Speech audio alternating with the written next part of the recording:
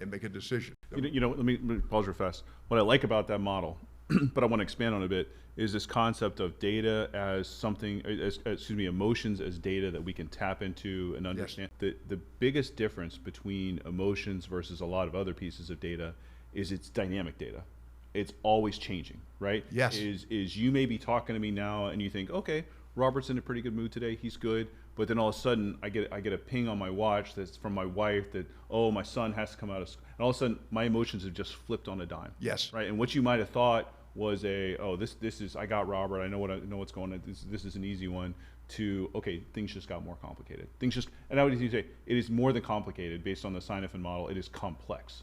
Very Human complex. emotions are complex and dynamic. Yes. Right? Yeah. It's exactly a different arena than logic is. Yes. Logic's a calculatable arena. Calculatable. Emotions are not. Yes, exactly. You right. might think you're going down the perfect path and you're talking to someone and you say something and you're expecting a result. Yeah. And you don't get it. You don't get it. Maybe you've triggered something from their childhood that you couldn't Yes. possibly know.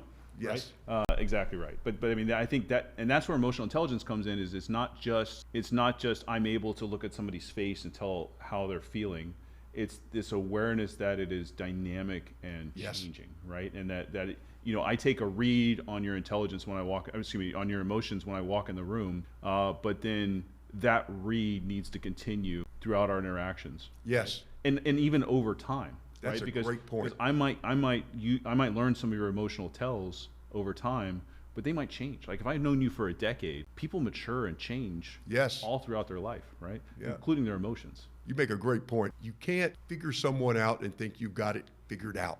Exactly. It can change. It can change. So keep Exactly. that in mind. So you have to analyze the data all the time, but you're getting fluctuating data. Everybody wants a pill they can take that solves the problem, and it's not a logical path.